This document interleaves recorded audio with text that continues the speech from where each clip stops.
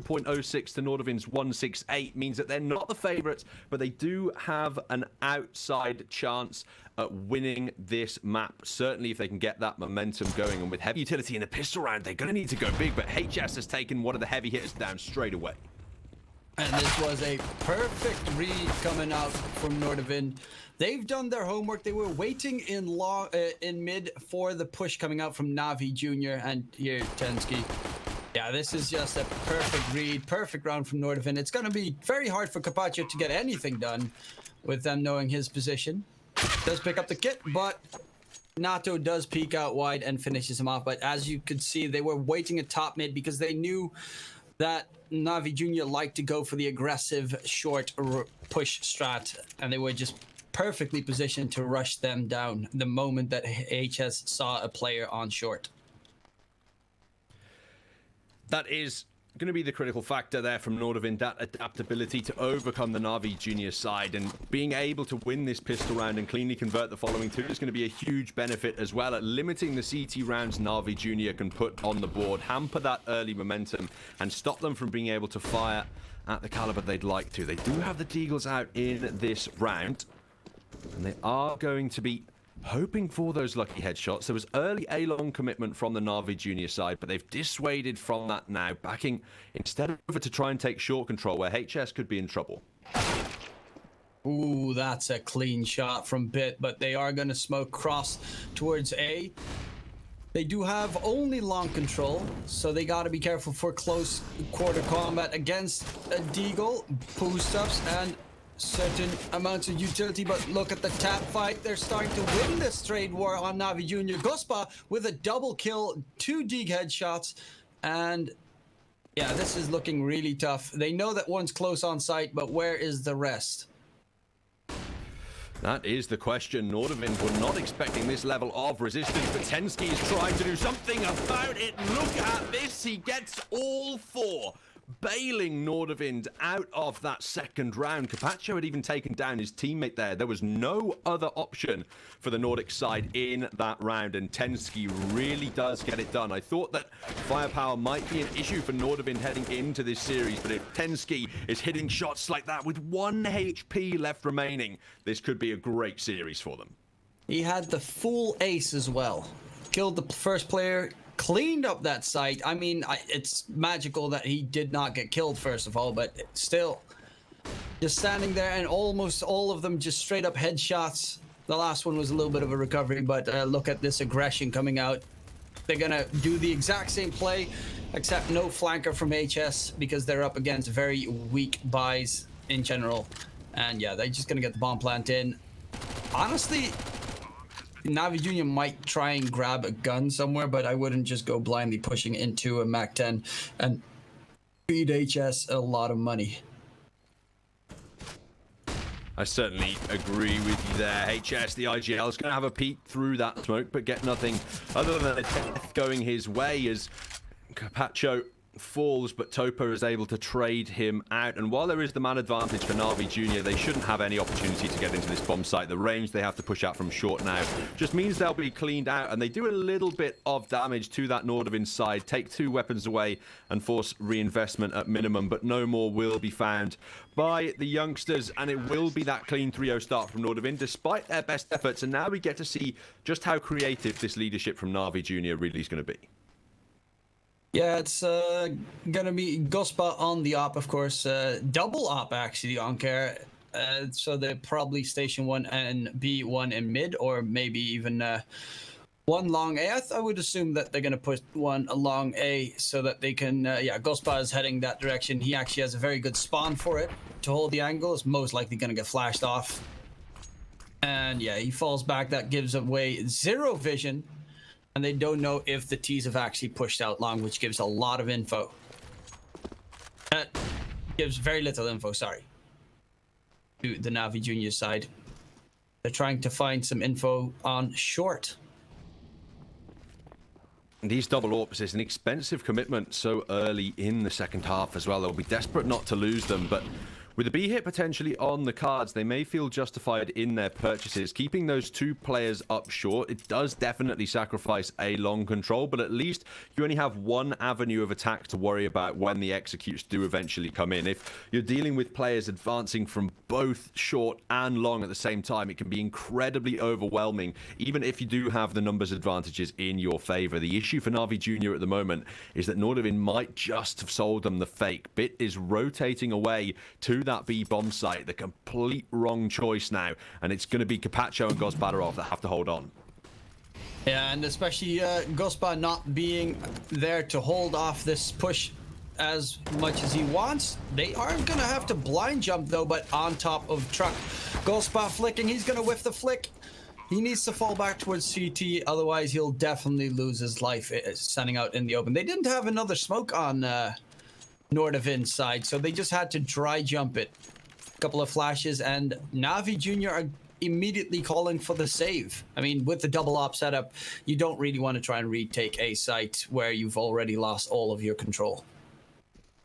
Yeah, I certainly agree. The odds are in that scenario that NORDAVIND just come out on top anyway, and then you've got to contest the next round with no weapons. At least if you can save the 4 rifles here, it might as well be a full gun round for you, even if Topa has to drop down onto just a pistol and armor. But this is a very strong start from the Nordic side. This is going to be really the key component to them keeping control of this series. If they can cause Na'Vi Jr. to just have an absolute nightmare on this CT side, and NORDAVIND end up winning something like 11-4, 12-3, then they're going to be absolutely primed to 2-0 this semi-final. But if you let Na'Vi Jr. be competitive, I'd say realistically all they might need is 5 or so rounds on this CT side, and that way even if they lose the pistol, they still have a bit of a buffer to work with. So NORDAVIND, if they can continue like this, it is excellent news for the semi-final so far. And despite having a lot of cash, Croman didn't invest into too much utility there, perhaps showing the level of confidence that NORDAVIND are really feeling. I mean, they did save up fully, so I'd still go for the full utility in that case, but he probably just threw most of it already towards a long or you know, if spread his flashes around, try and force the utility away from Na'Vi Jr. because they have pretty much nothing left. They're gonna go for the very heavy push towards B.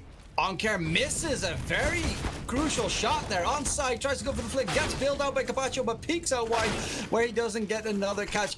Gospa, though, with the op, does chime in, but it is going to be a 2-on-3 retake. On the B side, you previously mentioned that it is one of the hardest sites in CSGO to retake. It has been made a little bit easier with the changes of the double doors, but it's still nearly undoable, especially without any solid utility like mollies to flush out corners before you start peeking around. You're absolutely right, and for the second consecutive round, Na'Vi Jr. have to back away and save their rifles. It's going to be a bit of a confused one economically for them. In round 6 coming up, as Bit just about has enough to drop, Capacho would be severely limited if he chose to invest. So for me, even though Na'Vi Jr. are yet to win a round, they might not want to go too heavily into this next one just to preserve their own economy. But it looks as though they can justify, with Bit dropping rifles, another full buy coming out on Dust 2. The issue is they're allowing so much NORDAVIND momentum that their T-side economy is going to get out of control pretty soon, and it's all on Tensky and Harry doing this work. Look at the scoreboard: 10 kills for Tensky and 5 for Harry, only 3 kills across the remaining 3 players. Yeah, Chroma not even a single frag so far. That's very strange, seeing they're 5-0 ahead. And most of the rounds have not been that close with the big ecos coming through. The big saves on the side of Na'Vi Jr., but they're going to go for a heavy long A push. Oh, the damage has been dealt. That nade's going to be huge. Oh, it actually gets behind. And it completely whiffs. Casa's curse right there, but Topa inside the pit. He needs a little bit of help. They are trying to flush him out. Smokes himself to stay alive, but he is completely cornered in. Luckily, Gaspa has them on the jump. All this utility. Look at the utility left on NORDAVIND. They've used almost everything to flush him out of the pit. And that Molotov is really going to force him forward as well. He can't get any kills from that position, but how likely was he to do so? All 4 players from NORDAVIND staring right at him, and Ornka is so lucky to be alive. Eventually, the spam is going to take him out. The Estonian IGL doing yet more work in the round, and Na'Vi Jr., I mean, again, NORDAVIND haven't even arrived on a bomb site in this round, and Na'Vi Jr. only have 2 players remaining. It's still not enough to deter the T's from advancing towards A, though. But Na'Vi Jr., they're not taking active defensive positions. They might just be backing out of this one completely. Gospodarov and Carpaccio, as soon as they hear that plant, I can't see them committing. It's really unfortunate, actually, because they only had 1 smoke, so they couldn't completely cover the cross, but they were afraid of a flanker, which HS does that a lot. He's their main flanker. So they had to hold their back angles, but that would have been perfect. Gaspa had a definite open chance to get a shot in and get a kill. Unfortunately, they turned their back towards the A push, which is, you know, it makes sense, but it still does hurt. Definitely, and now Na'Vi Jr. are going to go on their... Well, eco, they've actually only had 1 eco round. Most of them have been force-ups because of the saves that they had in the previous rounds. It's just such a rough start from the young players. That's an excellent shot to land there. Ornka, wallbang headshot onto his counterpart, Orpa, playing that strafing, sniping angle absolutely brilliantly. And that's the opening man advantage. And we know just how dangerous Na'Vi Jr. can be with these pistols. You think way back to the 2nd round. I know Tensky pulled off some heroics, but that quite comfortably could have been the CIS squad's round. And Bit doing yet more work, the scout putting in damage. NORDAVIND are going to have to be careful in this one. They've only got 3 players left remaining. And while they might just get control of the A bomb site, Deagles are still alive and kicking. Yeah, that's so far. Oh, nice spray down from Bit. He almost has Harry. Does drop the bomb as well. And now HS, last man standing. They're just going to try and quickly him completely. Takes down Bit. Is this going to be the hero play? Jumps down. Has absolutely no idea where everyone is. He's being surrounded and just slaughtered. Great round from Na'Vi Jr. on their semi-buy. Look at Bit. He did so much work in that round. Triple kill, I think maybe even the quad from him there. But either way, still a huge amount of work. And now we have the opportunity to talk about our case partners over at Hellcase, the biggest and most well-known case opening website that features almost 100 cases, updated case battle, upgrader, dozens of monthly giveaways, and loads more unique features. This time, NORDAVIND are changing up the pace. They want to rush straight into the B bomb site. Carpaccio and Ornka, they're going to have to defend early on, and so far, they've just collapsed. Even in mid, Tensky finds kills, but that should be enough to secure NORDAVIND their 7th. They immediately win one back from the Na'Vi Jr. side and deny any form of a CT streak. Yeah, that's just a straight up rush B. You know, things don't go your way in the previous round, and pull out the oldest strat in the book. And it definitely does pay off, because Na'Vi Jr. were completely not ready. They didn't have their utility thrown to try and block a heavy push, and they got shut down with nice opening frags. Also, Tensky getting another one on short definitely sealed the deal. If they managed to take down Tensky there would have been a chance, but now they won't even look in that general direction anymore, trying to save their op and rifled into the next round. And you can tell NORDAVIND are certainly hungry in this series. I did have my doubts in the pre-game, but this was an incredibly strong start and perfectly what they needed as well. I really honestly can't remember the last time Tensky just took over a map like this. It's so impressive, the start he's had. Only 3 deaths in 9 rounds, as have the majority of his team. But when you factor that in alongside the heavy lifting he's doing on the fragging front, it is absolutely amazing. Now, Na'Vi Jr. are using this double AWP setup, which is something I haven't seen them personally use too much on Dust 2 until today, but I'm wondering whether it's simply a reaction to how dominant NORDAVIND to be, and almost a little bit of desperation needing more firepower. Yeah, you do need a little bit of that edge. Oh, the opper, and Gaspo ain't gonna miss that shot. However, they're pushing through short very quickly. Gaspo, does he hit it? He gets blinded off the angle, not going for the blind shot. Would have actually been perfect. And they all get look at the amount of flashes flying and trying to get them all forced back on A-long. And in the meantime, we have a flanker in HS, which, you know, that's not a surprise, but they do expect it. Onker 100% expected it, and now it's going to be a 5-on-3 retake on the A side, which is very doable for them. Croman play at, I think it's, is that Rice? I have no idea. Oh, Gaspo. The moment the smoke disappears, that's going to be a free shot. Yeah, he's going to fall back. Molly short. They know where the last couple of players are coming through. And Gaspo all the way from downtown. Capaccio gets Nato with another option, with Molly, and that's going to be a rip the dream for NORDAVIND.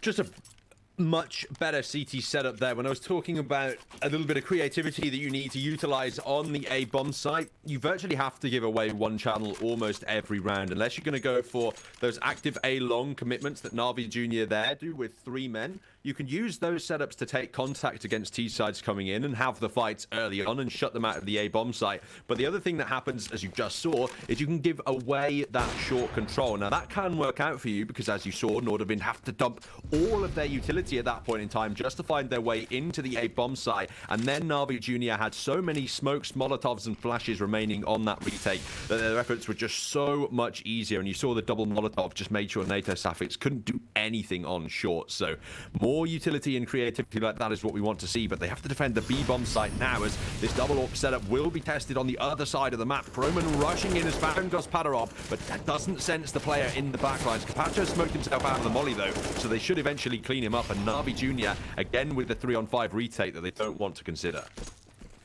Yeah, this is literally the trading rounds right now, but every single time Na'Vi Jr., they just get crushed on a site and immediately have to call the save. Yeah, they weren't completely ready with the entire Molly execute coming through. The Capaccio was stuck in the cubby all the way in the back and had to smoke himself out. Well, the moment that they see the smoke and they kill one on site, they know that the other one has to be there pretty much. So they just spray him down through the smoke and get themselves a double. Rotations were nowhere to be seen. And that is going to be another round in favor of NORDAVIND, making it 8. Na'Vi Jr., they've got to step up their game right now because it's getting to very dangerous territory where even swapping to the T side might not save you. And you have to consider as well that the Na'Vi Junior lineup is called Junior for a reason. The average age on that squad, I think, is 19.4, if I remember correctly. So these are incredibly young Counter-Strike players who aren't going to be as well experienced in the realms of top-tier competition, and also are not going to be as well equipped to deal with those losses, to deal with those situations where your opponents are really overtaking you in those series. That's where you might need experienced players on the roster to try and ease those burdens, but this time, Na'Vi Jr. have guessed it correctly. Bit gets work done with his AK. NATO's allowed one to reply, but that Gospodarov frag as well means that it is the double man advantage from Na'Vi Jr. as this time they guess the aggression correctly and have dominant short control. I'm kind of baffled by the fact that they just peeked through the corner without throwing a single flash, or, you know, they were both not blind on short. So that's really surprising to me. They should have been able to flash them off. Oh, that one was dirty. Luckily, Onker has the B hulls pushed out, and they know where NATO should be. Folks off CD. Have an awareness. He should be able to get into A relatively far, though. That smoke's going to buy him a hell of a lot of room, and Gospodarov's AWP is all the way up on short, trained in the mid-angle, so it has no reason to turn around unless it hears a sound cue at this point in time. That could guarantee a bomb plant at minimum for NATO Safix, and with a Molotov in tow, it could give him time to get a decent post-plant position as well. 2 warps on the retake might not necessarily be the most difficult thing to fight against. And that Molly saves him for a little bit. He's going to get aggressive, though. He wants to at least get rid of one, but Ghospot was completely ready for it. Shuts him down, and will be able to get the bomb defused. So we're going to get another round for Na'Vi Jr., which means, of course, NORDAVIND are going to take the round afterwards.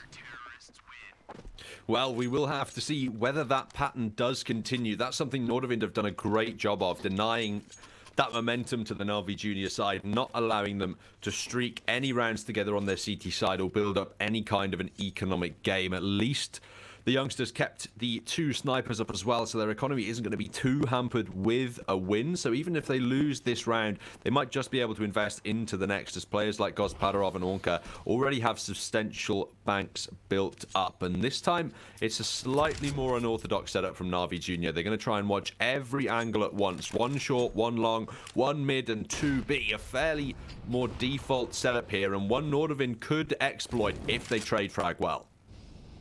And that's what I would like to see, where they just molly out short if they're gonna peek it, flash it through so they can rush down towards short. But Bit was not flashed off. HS threw the counter flash in, and they're gonna get aggressive themselves. Nice little angle there from Bit. However, getting sprayed down. Burns in the molly of his teammate? Oh no, from HS, never mind. Yeah. HS dropped that molly and then did loads of damage on the spray down, so there was no way Bit could run away. But Gospodarov just takes him down then in the mid doors, and NORDAVIND, who had a very explosive start, might just be slowing down now. Na'Vi Junior hunting down their 4th round with a 2-man advantage, and that gap could really be exploited by Pacho. He's not completely blind. Tensky ahead of the smoke was a bit too aggressive and a little bit too confident there. NATO Safix missing a flick now as well means he would have to find 4, and with the utility raining around, it should be all but impossible. They're trying to jump and spray him down, but he's found 2 kills. Looking for a 3rd flick, will narrowly miss the 2nd shot as well, but he's still alive and kicking, and there's 2 warps coming back into him here. He's on such low HP that eventually the pistol gets it done. Ornka puts him down, and Na'Vi Junior convert their 4th, although it did look a little bit dangerous at points. That move from Tensky to run through the smoke, I mean, it didn't pay off, but I think that probably was the best course of action, because if his teammates jumps past, they're going to aim at him. So he has the chance to shut them down, or maybe even distract them so he can cross to towards site. But it didn't pay off. The enemies weren't flashed, and he just got knocked down. He did do a lot of damage, but it doesn't matter because his teammate was running the op anyway. And this is Na'Vi Junior's opportunity to recover the first half now. All they need is 5. That's what we said at the start, but they have the opportunity for more as NORDAVIND are dropped down into slightly poorer economic positions. Ornka's gone aggressive now and found HS in the B tunnels. He only had an SMG, but that smoke's dropped behind the AWP. That's going to allow so much information towards the CT side. Yeah, this is looking like Na'Vi Junior might recover this half nicely. With the amount of utility left on NORDAVIND, the full execute is going to be problematic with, well, they actually only have 1 smoke. So again, they're not keeping 2 smokes for the cross towards A if they're going to go A long. So they'll have to flash off the angle the entire time. They do have a couple of mollies though to flash out some angles. They might just get timing right here. It depends on when they engage, because Gospodarov now has a perfect angle. He does not resist, punishing immediately the second the flash comes through, and looking now for a 2nd kill onto NATO Safix as well. He's pixels away from being in the crosshair, but he knows that's where he can stay as Topa around the corner diverts attention and drops a flash. NATO missing a key shot there as well. Now he's left alone in a 1 versus 5, and Na'Vi Junior looks set to put their 5th round on the board. Yeah, that's a complete shutdown, and they're pretty much broke on NORDAVIND. So this is either going to be a force up, or they're going to eco so that they have they can take round number 15. What's going to be their plan? A couple of Deagles, maybe? Yeah, I'd say Deagle's armor here. Maybe some Tech 9s. You can really exploit those at the moment as we've shifted into the online meta. A lot of players harkening back to that 2015 style with the tech, but it looks like they don't even want to invest that heavily. Virtually a hard eco in this round so they can guarantee all the trimmings for themselves in the next one. And it looks like they're using this as a bit of a discussion round too. They don't seem keen to commit anywhere just yet. They want to make sure that they've got their head straight, as this could have been a much more dominant half from them, but now it's looking like a perfectly balanced half as they head on to the more difficult side of the map. Yeah, but, you know, it's the more difficult side of the map normally, but Nordavind isn't your run-of-the-mill squad. They have very experienced players and also a very incredible aim. The thing that Navi Jr. does, I think, beat them on would be slightly the aim. Because, well, the Young Gun squad usually has aim gods amongst them, but Sure. Nordavind do have the experience in their side with HS and Kroman and Tensky, all players that have been all over the place. I mean, Kroman has even been playing in the old school phase. Oh. Spray down, but the P250 does win it out in the end, and on a site, they only have one man standing, but they're going to go for the dry cross. Drop down Gospa. Luckily, Topa does shut a couple down in return, but it's going to be a 2 versus 2. Short is under T control, but they do need to plant the bomb, so Harry is going to rotate towards site so that Tensky doesn't have to cross, but that nade might be perfect. Oh, just off. But he jumps on top of site, and now it's going to be Tensky who will lose the duel against Onkar, with Navi Jr. getting round number 14. Topa really saved that round, and potentially by extension this half from Navi Jr. now. If he didn't get that double spray down, that could have been a 4-on-2 scenario towards the end, with Nordavind picking up the 9th, you'd assume, in that last round, and hunting down then the 10th in this one. Unfortunately, they weren't able to claim it, and now Navi Jr. really do have an opportunity for an 8-7 half, which is not something I would have considered in the early stages of this map. But this is what I was saying, if Navi Jr. can get that momentum going, they really can turn up with the fragging. And to your point on the young guns that they have on the side, it just leans perfectly into Dust 2. When they start getting moving on that T side of the map, they can be very difficult to slow down. And despite Nordavind being the older and more experienced roster, Navi Jr. do actually edge them out in terms of statistics, because Padarov is missing critical shots in this round though, and Nordavind are getting closer and closer to the bomb site, but have yet to find an entry. Oh, but do they expect Topa so close? Oh, that's a nice turn. Harry getting 2 on the entry, and Kroman chiming in for the 3rd. That is pretty much round number 9 for Nordavind. I don't really see Navi Jr. being able to retake it. They do have a decent amount of utility, but they need to flush them out. And look at the positions of Nordavind. They're all the way pushed towards A-long. It's going to be incredibly hard. Yeah, this is going to be the boost up. Oh, sneaky little boost. Definitely having a look around. They might as well go for it, but as the smoke dissipates now, Tensky is reducing the chances for Navi Jr. substantially. Capacho struggling even to find the close range kill. Harry finishes it off, so it will be the 3-round advantage for Nordavind. Just a pistol and following conversions needed to tie up the scoreline, but the round advantage definitely with the higher ranked Nordic side in today's first map of the first semi-finals. And the scores on the doors at half-time, it really is Tensky leading the way. Yeah, 15-2-8. What a scoreline. Kroman, HS. I mean, Kroman's really just been silent the entire game. After the first 5 rounds, he had 0 kills. Did get a couple more afterwards, but they need him to wake up on the CT side, because they need everyone awake against this force that is going to be Navi Jr. Especially if they manage to win the pistol, it's going to be pretty close, though. The loot bet does favor Nordavind pretty heavily. I think that the odds could be a little bit closer. That's why I think a good value bet on Navi Jr. would be very nice in this case. If I was a betting man, it would be a bet I'd be taking at this point in time, especially if Navi Jr. are able to convert this opening pistol, or even if they're not, they can look so dangerous in these second round scenarios that it's still really all to play for my money. I'm going to have to see just how much Nordavind are able to bring to their CT side, but it really did feel like the majority of their fragging all came from one player in that half, and he's only going to be able to protect 1 out of the 2 bomb sites at any given point here.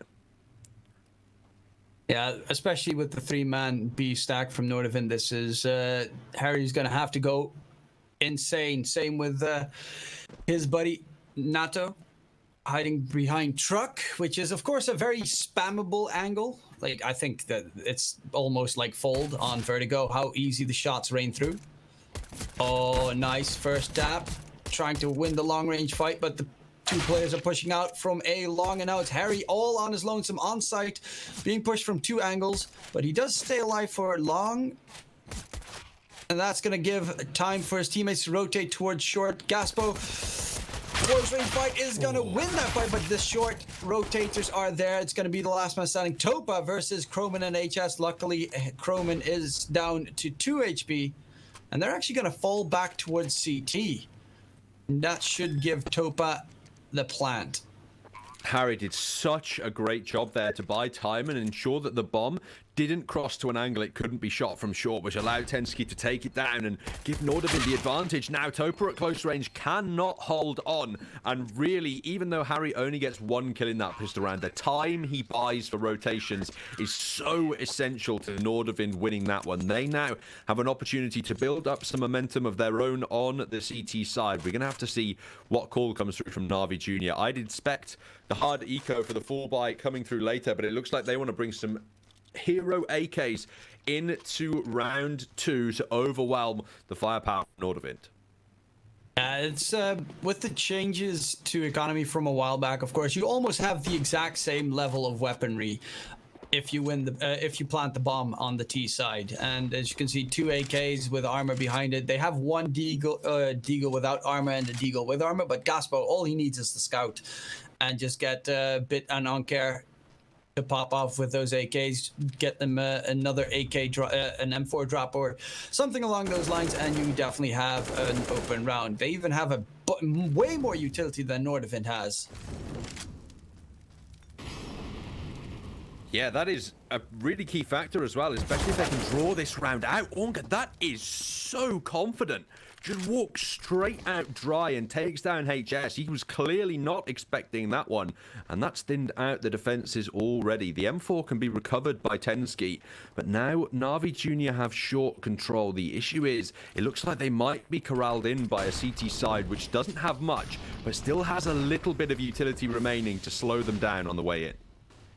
Yeah, they're going to push towards site, but Nato is there with the scout long range. Oh my god, the double headshot coming through. They're going to spray the rest down. The Bit crosses in, but the last man standing, Capacho, can he knock him down? No, that he can't. Croman chimes in with 3, and a great A-hold from NORDAVIND. I did not expect them to shut them down that hard. Oh, look at NATO. Beautiful. Boom. Double headshot. And that really broke their push because they couldn't get onto site in time. I really do hope we see NATO Suffix turn up in this series. He has been a little bit inconsistent so far on the T side of Dust 2, but those shots were absolutely wonderful, and they prove just what he is capable of on those sniper rifles. On the anti-eco, HS wants to go very aggressive here. He's walking into a Deagle crossfire, so he's just going to go down immediately without finding any kills. That one was a little bit too confident for my money, as he's just given a rifle away for free. Yeah, that didn't really make sense. Rushing down mid, this is problematic. They are very low, but they got themselves a 3-man advantage right now. What is this? What is this? Just what is this? Why would you rush down mid? There's literally no reason to rush down mid, especially with an M4. If you had like an SMG, you could consider like eco frags. Oh, but Harry turns the tides with a great HE nade. Needs a little bit of help though. Stands out in the open. Luckily there is Croman. 2 versus 1. They have no armor. A tag onto Bit should be enough to kill. Even the smoke nade on top of Bit should be enough. They have to peek at the same time here from Na'Vi Jr. That's the issue. Croman's on too much HP for Bit to peek out and try and risk it with the Deagle at the moment, so they're just going to try and eat up time instead. Now, with no body armor, they can't take drawn-out gunfights against him. They have to strafe out, try and hit bullets, and then hide away. You can see them playing chicken now as they walk onto short, and he creeps up the ramp. They've hidden themselves away from the bomb. He might be able to defuse if they're not careful, which is why they swing out, but Bit lands the headshot. That round from NORDAVIND, really not ideally played. They send the M4 up isolated and then overcommit to mid, trying to fight back for that rifle, and they just allow Na'Vi Jr. the isolated gunfights they need to pick up the round. Now they have the full economic advantage heading into round 19 that NORDAVIND have forced into anyway. This could be the start to Na'Vi Jr.'s T side. Those are one of those rounds that literally can cost you the entire game. There's going to be a push towards tunnels, though. Bit does know that it's coming because of the aggressive smoke. Luckily, Croman does chime in, but they get completely flushed out, and that is going to be very solid chance that Navi Jr. are going to get this next round, which puts NORDAVIND at a full eco, most likely in the round afterwards. So that should put Navi at about 9 rounds, at least. Unless they make the exact same mistake by running one man with an AK down mid and see what happens. Well, usually when Navi Jr. go with that strategy, it does actually build quite a few kills for themselves. NATO Savix will reveal his position on the scout, which prompts Carpaccio and Ornka to attempt a hunting campaign against him. Carpaccio spots him out at close range and awaits his teammate. The NATO will actually take him down, and NATO is trying to upgrade onto an AK, but that is going to eat up valuable time in which the hunters can continue to aggress, and Ornka does find him with his back turned eventually. 11-8, and as you mentioned, the 11-9 can certainly be expected off the back of this eco. And when you look ahead to what that means further on in this half, the next time NORDAVIND have a gun round out, they're essentially fighting to avoid a tied scoreline, because if Navi Jr. beat them, they'd potentially drop them onto a pistol buy again and then be hunting for the tied scoreline in that round. So where NORDAVIND had really the momentum in their favor to close this out, earn something like a 13-7 opening scoreline, they could quite comfortably be 11-all after the next gun round. Yeah, and they're just going to go for the all-out B-rush. And left mouse button, hold it down, and they all run into your bullets. Easy, clear. Look at the money on Navi Jr. Their economy just spiked up. They've got like 2 full buys at least if they would lose this next round. And now that T-side momentum that you really don't want to be giving Navi Jr. on Dust 2 is starting to build incredibly. The NORDAVIND side cannot afford to bring out an AWP in its defense, and it's heavily limited in terms of utility. No Molotovs whatsoever to try and slow Navi Jr. down, and instead of contesting long, they're going to go aggressively into the B tunnels. The bomb's waiting here, and if it's not careful, they could lose control of it. But as of right now, Navi Jr. might just be set up to deal with the aggression. NATO jumps up short and catches 2. That puts Navi Jr. in a little bit of a pickle, but they're leaving the B side completely, and they do have the bomb on their back, so that's going to be an easy bomb plant. They actually expect it to be A because of one move coming out from Gaspo towards A long. This is actually doable. Oh, he almost got lucky there with them turning their back towards him, and the bomb is going to get planted, but Gaspo is coming in from the flank with the op. Could shut down one, and that is going to make it problematic for NORDAVIND. They do know that if they take it now, it's going to be a 3-on-2 situation. Push through. Doesn't wait for his teammate, though, and that's going to be a rush through. Luckily, Dansky does shut one down. Needs one more. Gospa gets caught in the middle. And now it's Topa versus HS. Look at the HP on Topa. 1 bullet is all he needs to connect, but Topa gets the headshot, and Navi Jr. pulls something magic out of the hat to actually secure themselves the round number 21. Oh, I was so confused. That could have gone either way. NATO starts it with this brilliant double short prey, but then Gospadarov starts opening up shots in A long, so NORDAVIND expected to be the A hit. The bomb then goes down, and Navi Jr. take back control, but Gospadarov thinks it's safe in mid. He doesn't expect HS's positioning and leaves it in a one-on-one. Thankfully, Topa's aim was able to recover that round and get the 10-11 scoreline, and this is what I was talking about. Now NORDAVIND have to drop down economically to just the pistols and the scout. This is tied scoreline territory 100%, and NORDAVIND are really struggling to win the rounds now. Yeah, this, you know, but these are those rounds that you can magically win. Like, there's mistakes. Harry getting himself a kill, almost gets on care to boot, but they do have 1 gun dropped and a player low, and HS is not actually playing on this guy. I was hoping it would be NATO, because I've seen him perform already on this map with that scout in hand. And NORDAVIND, they're going to try some calculated aggression in the B tunnels.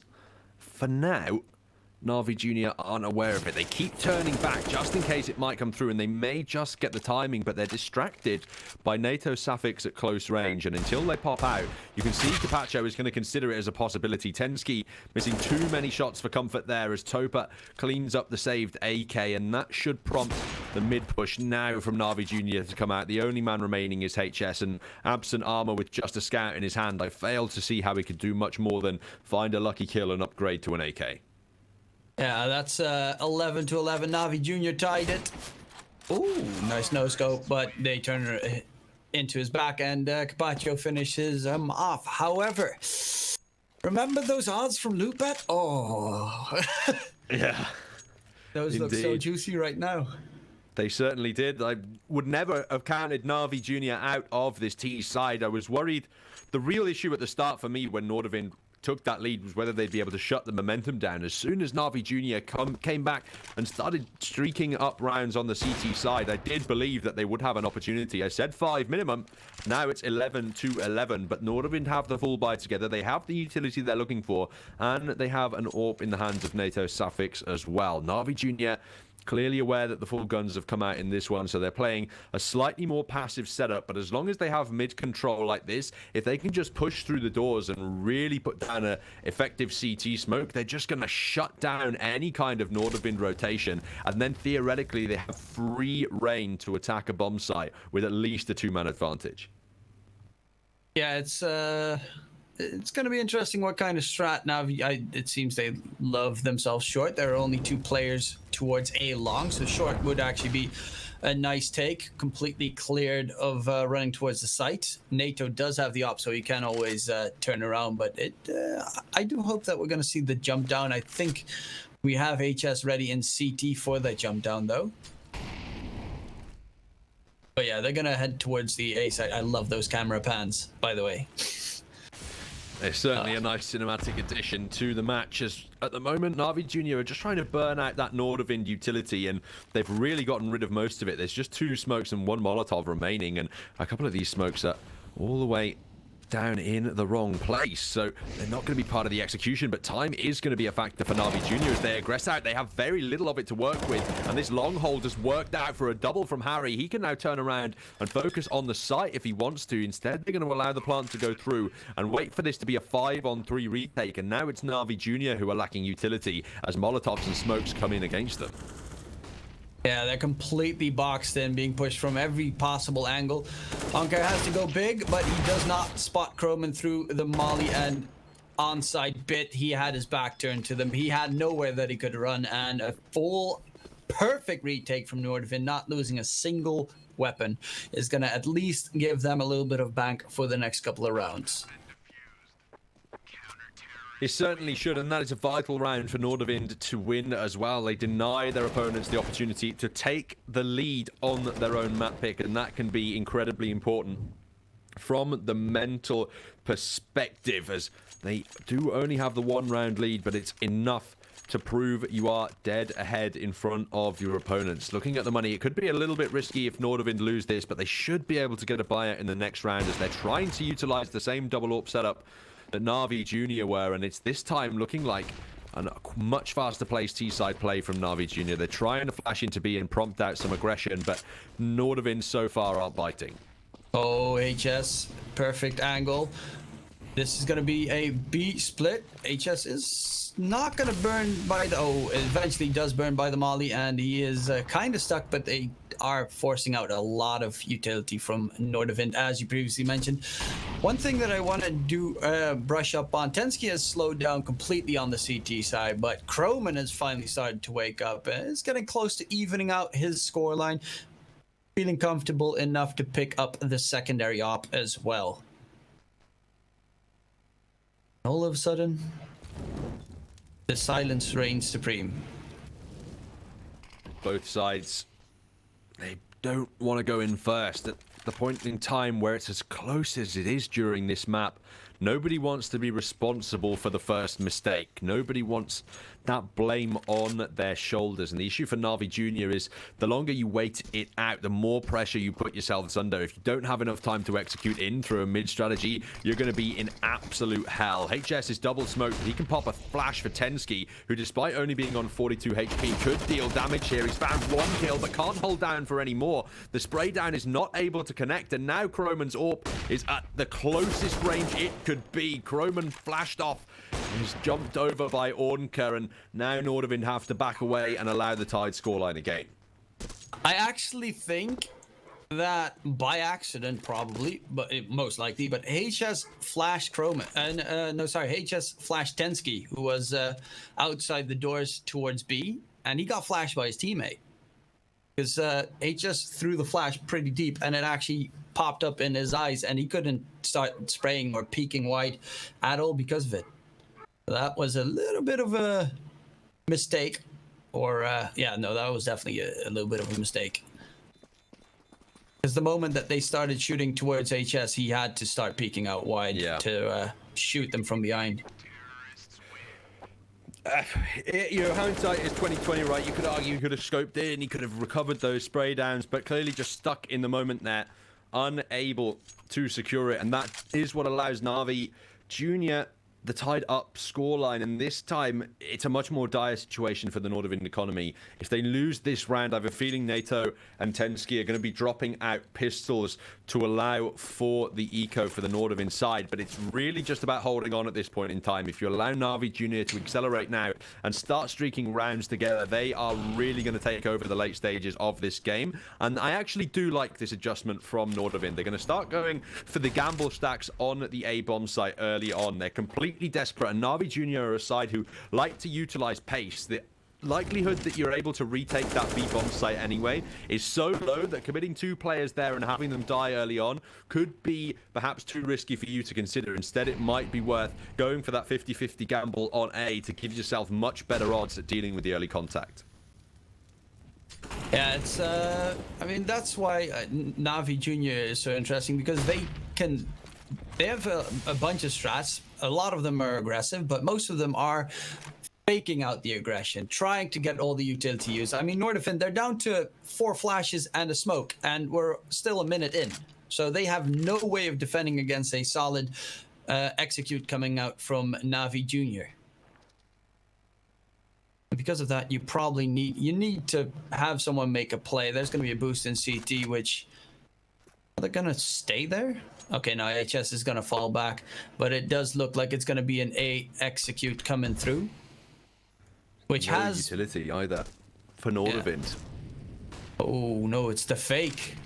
But do they expect Croman to be on the boost? He's definitely peeking over the top. He's waited for his opportunity to strike, and he's dropped the bomb with the first kill. That eats up so much time for Na'Vi Jr., but they have found their way into B. Not until NATO Safix buys more time, but they should be allowing the plant there. Gospodarov just gets through the door safely and prompts the 2-on-2 retake from NORDAVIND. Harry comes straight through the doors and is expected. HS cleaned up in kind as well. That was very close from Na'Vi Jr., but in the end, they just about held on, and now they start to pull away towards the end of Dust 2. Cash still in the bank for NORDAVIND, but momentum certainly on the side of Na'Vi Jr. as the first time out of the map called. That was, I mean, Gaspar, he fell back towards through the doors, just made it through as well before getting completely sprayed down.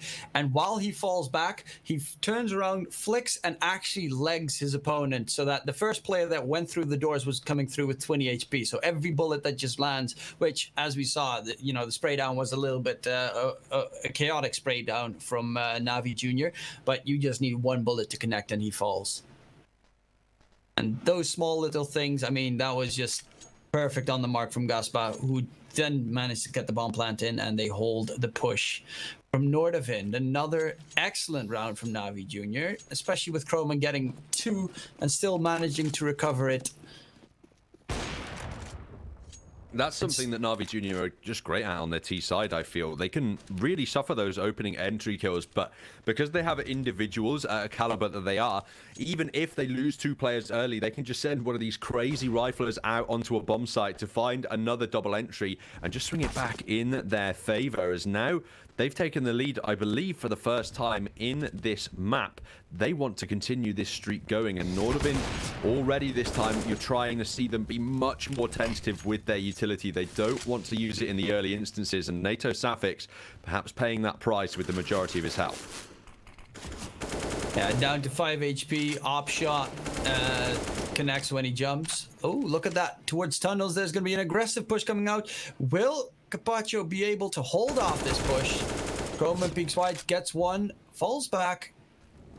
Gonna go for the aim duel. But yeah, the Molly's gonna force him away, and that does give good intel for NORDAVIND that they're not going for B just yet. But as you can see, Guspa, he is coming through from spawn, and they might actually, just because of that move, go towards B, because they know that they're probably going to sack on towards A. It is going to be a short peek, though. That could have been so much worse for Na'Vi Junior losing 2 there. They did not expect the player to push in, but HS peeks out wide, dies. Tensky now needs to make the hero defense. Ooh. Gaspo misses the shot. Sorry, Gospa, I keep saying Gaspo. Either way, that whiff shot might have just cost it for Na'Vi Junior. There's such low HP on the way in that Tensky can find the close range kill, and Ornka has to be absolutely pistol perfect, but the time has expired regardless. What a time for Tensky to show up on the CT side. Triple kill in the B-bomb site, and that whipped AWP shot from Gospodarov really cost them there. And these are one of those old school Na'Vi, the actual big boy Na'Vi rounds where you're playing too much with the time. It's something that Zeus love to do, you know, the 20-second executes, where if it works, you shut them down because they are completely bamboozled. But if it doesn't work, you're just standing there with the bomb in your hand thinking, slight mistake has been made. But look at the aggression again coming out from North. Both of them had their back turned. They're going to turn around right now, and that might be a nice take, but they do know that something's up with that aggressive smoke down mid.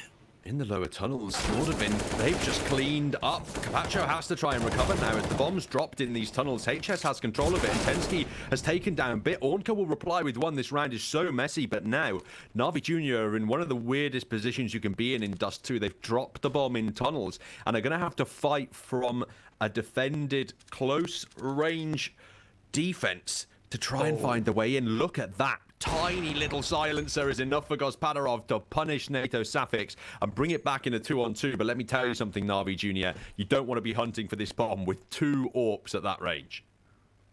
Yeah, well, Ankar probably will want to, because, you know, he's down to 14 HP, so he might as well go for the big boomstick play. But look at that, HS. He loves himself a good flank. And same thing for Tensky. Op long range. Is it going to be a one fight? Gaspo misses the shot. It is a nearly impossible shot to make, though. But HS, he makes steps in the middle. So they know that the bomb is actually free. It's not quite. Tensky on the other side of that door. He could spray through smoke and take Ornka down, so he has to back away instead through mid. And look at this. HS has gone the wrong way. He's gone over to the B bomb site, and instead Ornka has completely baited him out. He's heading straight over to A and just about has enough time to get the plant in as well. Gospodarov reads HS like a book, and Tensky, despite having 2 low HP opponents, has to 1v2 against the double up setup, and Ornka's found the kill. What a recovery there from a nightmarish scenario.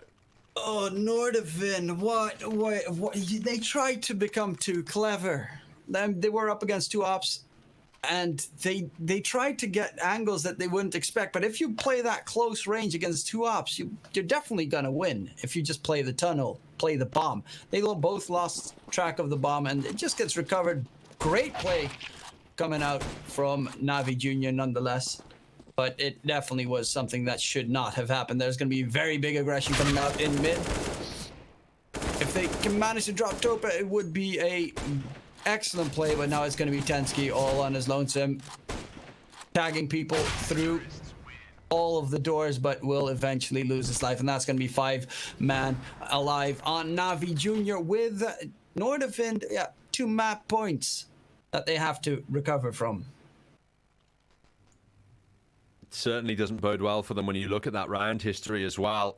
They've only won 2 out of the last 6 rounds, and they are incredibly isolated. They can't afford to have that occur anymore. 1 is enough to cause them to lose out on this first map and need the reverse sweep in these semi-finals. Navi Jr. with 2 clear-cut opportunities to make this work, but Ornka, I was going to say, why on earth does he have a scout? Switches back now, but it's Capacho who's holding on in the tunnels. Croman does well to find a second, but if he can find this kill, maybe it's the round, but instead, it's HS to go for the trade again. Now, the issue NORDAVIND have to solve is this incoming attack on the A bomb site. As long as they can get the information, they can build their setups accordingly. Gospodarov misses a shot and gives Harry some breathing room in the A bomb site. As NATO rotates to defend, he does a lot of damage, but yet kills to be found as Harry at close range is desperate to find something.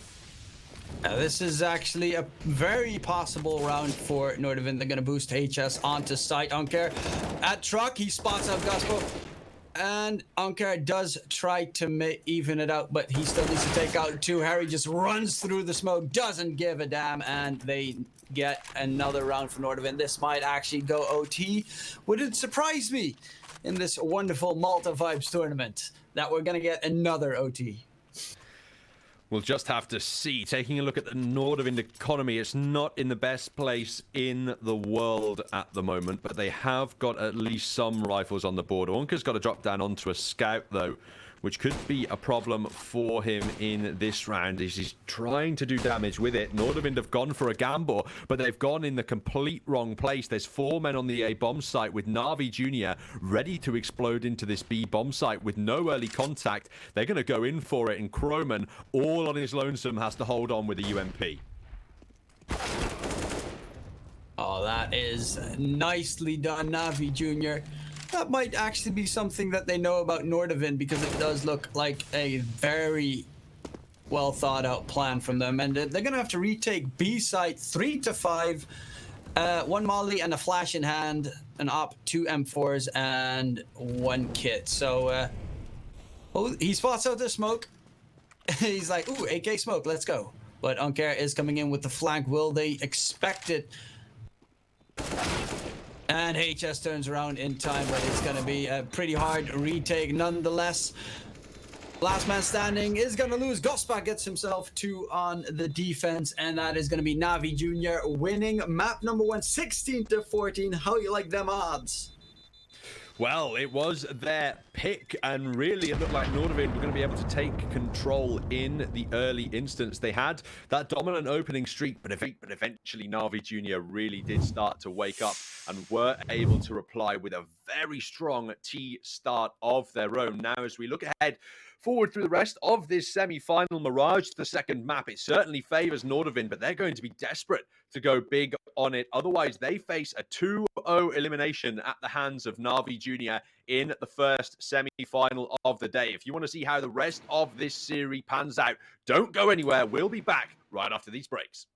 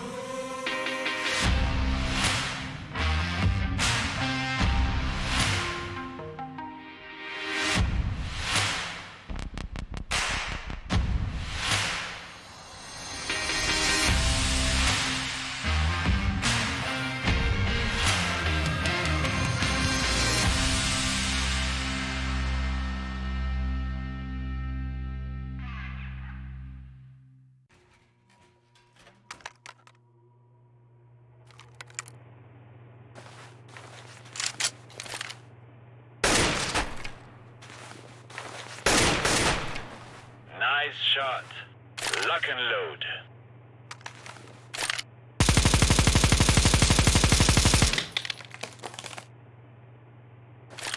Wow, very good. Let me show you how it is done.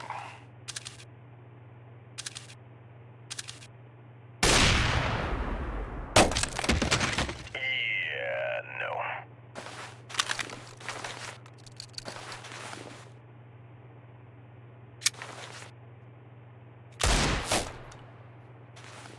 Woo, damn! That was one of the best nickel fights I've been to.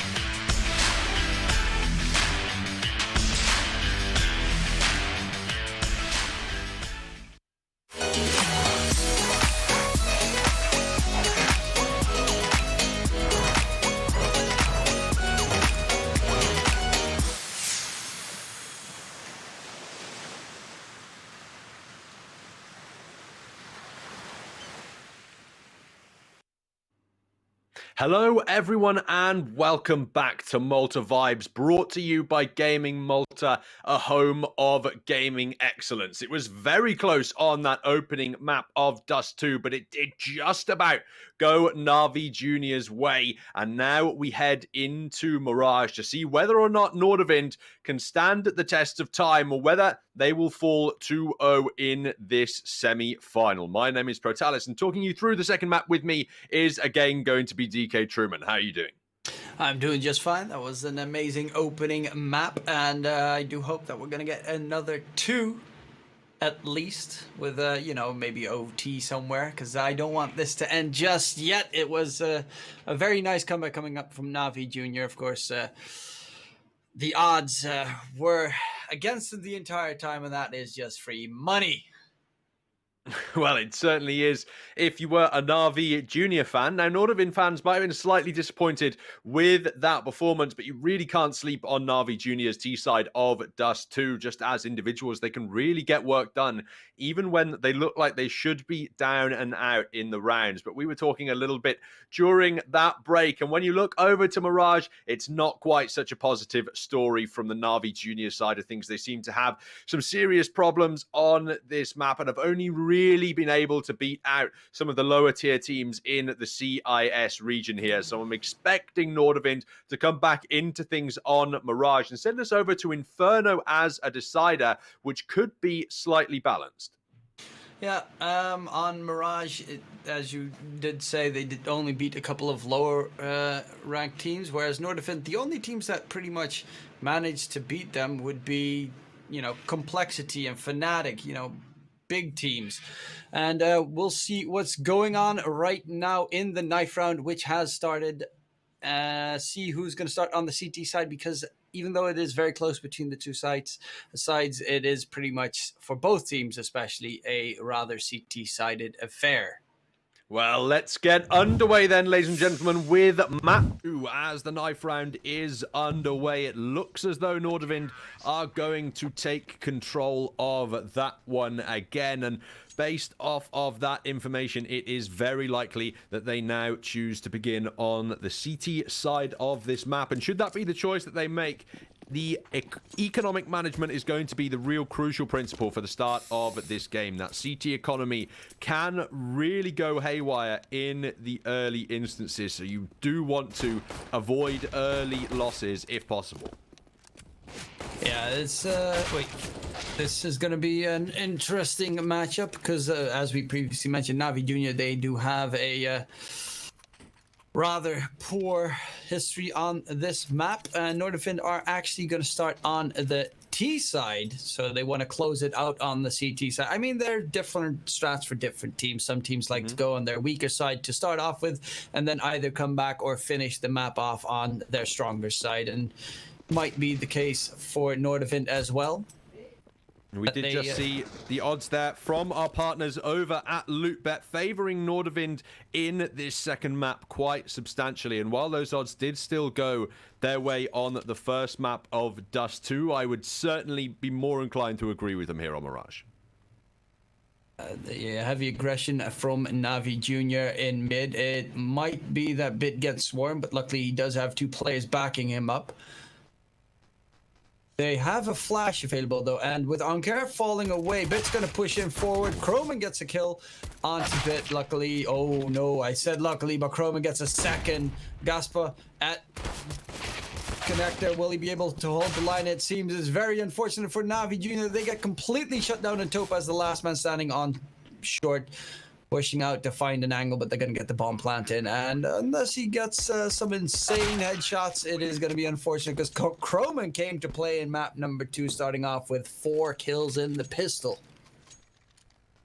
He certainly has. The player who was quiet on the T side of Dust 2 starts very strongly on the T side of Mirage, and now they can look to bring out the full buy here in round 2 to try and continue their streak going. Na'Vi Jr., of course, going for the second round force buys is not something we've seen them shy away from at all so far in this series, and it looks as though they're going to go with the slightly mid-heavier commitment, the B-heavier commitment at the moment, even as they suspect a rush towards that side of the map. But instead, NORDAVIND are going to be smashing into this A-bomb site, which leaves Carpaccio and Ornka, the men with it to do.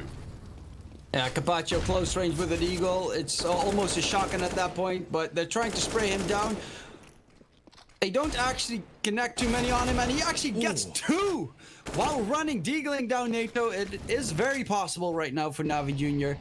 The molly is going to keep them away in seat. Actually, that molly whiffed a little bit. Bit peeks out wide. These headshots coming through. And it's just Kroman and Tensky. Tensky is one deagle bullet away from dying. Kroman is a scout bullet away from dying. And this is problematic because Kroman can't even get the bomb plant in.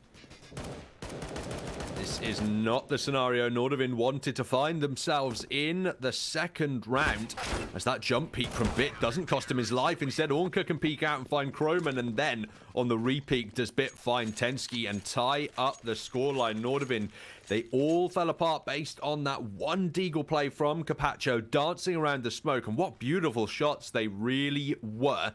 And it's allowed Na'Vi Jr. an opportunity now on their CT side to start building some early momentum instead. Just beautiful close-range work to really confuse that NORDAVIND side. And there have just been consistent deagle headshots in that round. That really is where the strength of Na'Vi Jr. lie, winning individual gunfights. That was a nice... I mean, this is a map where Dust 2 is a really long-range map. The... Mirage has so many close angles that you have to push through, and a deagle close range, you know, CZ Tech 9s, whatever, it's going to be really tough to deal with those short range angles, because an AK can't really, I mean, it can of course, but it's hard to win out a close range fight against a deagle because they just do so much damage and are so much more mobile than the heavy weaponry. But it is going to be a execute coming out. NATO wins that straight duel. Pacho on site. There's going to be a Mac-10 farming up some cash, but yeah, Bit gets himself 3. That's a lot of money in the bank, and that means NORDAVIND are going to have to eco this round.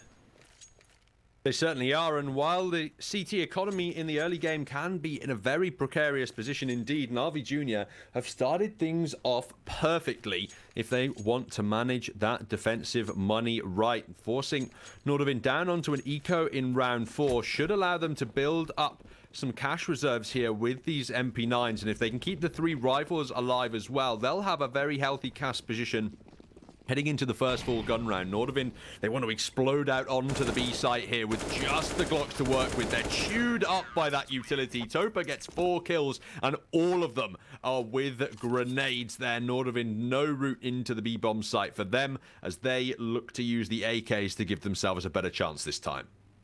That's a nice hold coming up from Na'Vi Jr. Not even... losing any weapons whatsoever and farming up some nice cash. Look at their bank. It is raking up, so that means at least probably 2 buys if they would lose this one straight up. They do have an op on Gospa, though. And Gospa, you know, he's going to get aggressive. He's going to get dangerous with that op. They're going to push ramp. Close angles on ramp. They're going to actually peek ramp. Oh, jump out. They spot one at ramp. And the CTs are clustered in with Gospa getting caught out in connector, and then all of a sudden the round is over for Na'Vi Jr. trying to save that AK and SMG into the next round. That was yeah, they had no one really holding that palace push.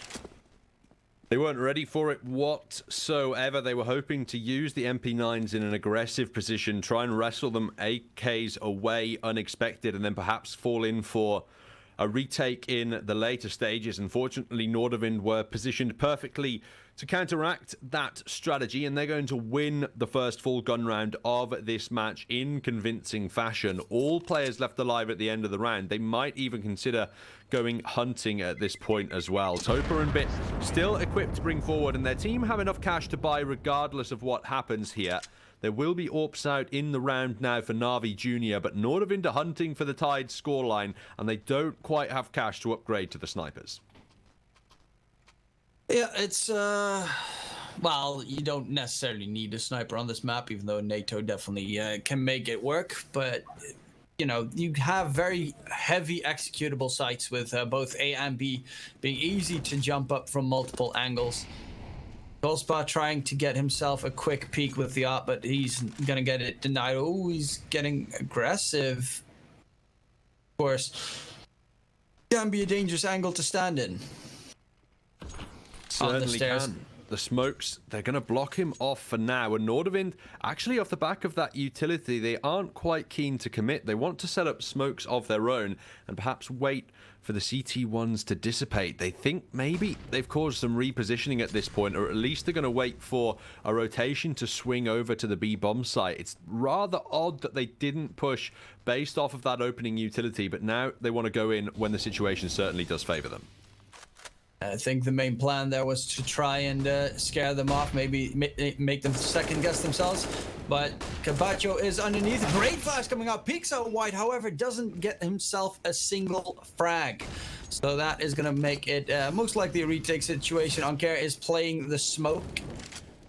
But close CT, Bit is going to peek into. Harry gets the kill, and they're chiming in all of a sudden. Navi Jr., they take down a bunch of frags with a rotation flank coming through in mid. HS luckily joins in as well. They can even get the bomb plant safely because they've got connector control, mollying CT where the last two players are, and falling back, playing that bomb defense. This might actually be perfect for NORDAVIND. That turned out around way too many times in this defense. Well, it's being recovered, but Navi. Bits found a headshot there. That is super important for the Navi Jr. retakers. HS, he's gone on the long flank. Do they predict it, Navi Jr.? They have absolutely no idea. The trigger discipline works for one kill, and Gospodarov on full HP now has to go hunting against HS, who might just afford himself enough time to win the round regardless. He secures the kill, and NORDAVIND, that is amazing work on the A bomb site. A 4 versus 2, I believe. Well recovered and secured the round. It's a little bit unfortunate there, but for Navi Jr., but that definitely could have paid off if he just stuck the bomb defuse, because it was not planted for CT at all. And HS, you could have baited him out pretty easily by tapping the bomb, for instance, or just stick it, because, you know, pros don't fake. Well, unfortunately for Navi Jr., they make neither of those decisions, and now they go to aggress ramp, and this time it has a slight degree more success. Croman eventually cleans Capacho up, but Gospodarov is the man who's really in danger in mid. That AWP now just reduced to 25 HP, and no kills found either. HS can't quite convert it, but at least he beats back that mid control from Navi Jr. and forces them into a much more passive angle. Now, if NORDAVIND can land a connector smoke, they only have to kill one player in order to find a plant on the A-bomb site. Yeah, they completely gamble stack towards the B site to try and, well, mid and B site, but will they clean out Ankar? Gonna peek out wide, drive peek. Ankar loses the fight, and that is gonna be the complete A site gone. Molly and smoke in connector. Harry is going to fall back, and that is going to make Bit second guess himself the entire time. Luckily, Bit does still manage to take down Croman to make it possible, but this is, yeah, with the position of Topa, with the amount of, well, they don't even have a diffuse kit on them. This is going to be another save round for Navi Jr. We've seen them plenty of times on Dust 2 saving nearly every round, and Topa wants to keep that op alive. Harry... Oh, Topa misses the shot. Bit last man standing. I mean, do you save the M4 or do you try to secure that op? Saving the M4 has to be the more pressing task. I think it's a gamble that he'd even be able to recover that AWP with NORDAVIND's positions, and he wouldn't even have enough time to run and gather it now. So he does just have to save that rifle, and his team are probably not going to be too heavily investing into this round. And we have an opportunity to talk about our partners over at Hellcase. You won't get bored, and if you use codes MaltaV and MaltaV15, you can save more and grab what you deserve with Hellcase. Navi Navi Junior, they're going to take pretty much the hard eco in this round. Just a couple of pistols, barely any utility. And NORDAVIND, they should be expecting an easy 5th here. Yeah, there's I mean, if you run into Bit, who is actually on the B site, you could still run into a blender by accident. So you have to be a little bit careful there. 2 flashes, body armor, and the M4 could be enough to hold down this push. Yeah, this is actually kind of dangerous. Well, they're going to walk straight into the B-bomb site, but Bit's rifle's good for the first kill. Croman swings around and finds the important headshot, though. Now the remaining Na'Vi Junior players have no body armor to contest this round, but Ornka's got the free kill on Tensky, who was not aware of that bait balcony position, and NORDAVIND have yet to make their way into a bomb site. They've drawn rotations away to the A side of the map for sure, because Badarov is still lurking on B, and if a lucky kill could be found onto a player like HS, there might just be an opportunity for these young Ukrainian players. Instead, HS is going to get the drop onto Topa, and now the execute is going to be prompted because Badarov in the flames has actually taken down Croman. Eventually, the molly does find it, but Ornka's flank now does have an AK to boot. There's a flank on the way in tow as well, and he knows he just has to sit here and try and deny the plant. He should know he has to turn around, and what a 1v2. Ornka plays it like a dream. The sound cues, all he needs to get it done in that clutch. That was an amazing clutch. The flank all the way through T-spawn, getting behind them, and then he knew because of the steps that HS was coming up the stairs behind him. So he just turns around, and HS, they had absolutely no idea that he was in apartments. Perfect round there to recover it, and that was pretty much a full eco. 1 M4, and they still managed to turn it around on Na'Vi Junior. Works out absolutely brilliantly for the young Ukrainians, and now Gospodarov's opening up in this round as well. Carpaccio's under pressure at close range, but the flashes nearly dissuade the opening kills. Eventually, NATO Safix can secure it, but that bomb is yet to be planted on the A-bomb site, and there are defenders quickly arriving from the Na'Vi Junior side to try and reclaim this site. NATO Safix is the first to fall to Bits AUG, but HS can reply with a double. That is a lot of work to find on the A-bomb site. Ornka can reply, leaving us in a 2 versus 2, but this shot from Gospodarov makes it so much easier for the Na'Vi Junior side. Tensky isolated and alone in the 1-on-2 scenario. Low HP player on stairs, but crossfire against him. He can't find the clutch, and Na'Vi Junior pick up their 5th. This is one competitive match between the two teams, and not both teams not giving each other an inch. I mean, they win the eco and then the round afterwards, which, well, they do have a little bit of money, so oh, they're actually going to full buy on NORDAVIND. Okay, I would have expected a couple of deagles, maybe a little bit of armor upgrade, but going all out, trying to shut down this Na'Vi Junior economy before it can flourish is going to be the plan for NORDAVIND. Are they going to get any aggressive rounds coming through, though? Like a full-on rush? Maybe go more for the mid-control, because they have been rather lacking on that mid-control so far. Almost seems to be the Na'Vi Junior playstyle, though. They don't want to commit early to mid, it feels, because they're scared of losing the early players, and they'd rather have them available for retake scenarios. Ornka there backing off passively to deal with a late kill, but if he overextends, he'll be punished for it, as he knows he has Bit on the short crossfire to defend him should he need it. They're going to smoke off connector now, NORDAVIND, and look for a route into the A bomb site. Na'Vi Junior dropped the short smoke to defend from that region, but Ornka, it really depends on where he backs off to. He can rotate to either site, and as he hears the utility fall into A, he's going to aggress through jungle. This is Onker has to hold the line pretty heavily here. The smoke comes out. Is he going to push through? Seems he does like to get aggressive through the smoke. There's going to be Croman cleaning one out, but it is Gospel with the op. Does not get the reload in time, and Onker actually does push through the smoke, gets a double to turn it all around back in favor of Na'Vi Junior. Dansky 1 versus 3. He already gets one name down. However, the bomb is in a very unfortunate position because he has to peek into both. Jiggle peek, they know that he's there, but they're just going to peek wide the moment he walks back, and Bit secures his team round number 10. 6-4 in favor of Na'Vi Junior. Good late round play there from Na'Vi Jr. They just let Tensky pick up the bomb, which baits him into thinking there's nobody watching the angle, or that they've tried to take a gunfight with him, and that allows them in turn to find the free kill on that repeak. And Na'Vi Jr., this is important for them. They still have the chance to 2-0 this series on Mirage, and the CT side is their stronger half. When we came into it as the first half, I was wondering whether or not they'd be able to perform well, but right now they are standing tall against NORDAVIND and dealing with this mid-eco rush as well. Gospodarov is still finding kills. Eventually he's overwhelmed, but Kroman now alone has recovered an AWP, but should be cleaned up here. The nade won't go far enough, but he has a minute and a half left to avoid death. He's found another kill with the sniper, and now Na'Vi Jr. have to be careful. They can't risk peeking him 1v1 anymore. I can't actually believe that Gospa got that kill. Like double scoped in, he was like, oh no, where do I aim? And then he just sees someone slightly crossing his sights, and then he just flicks right to it. That was an amazing shot.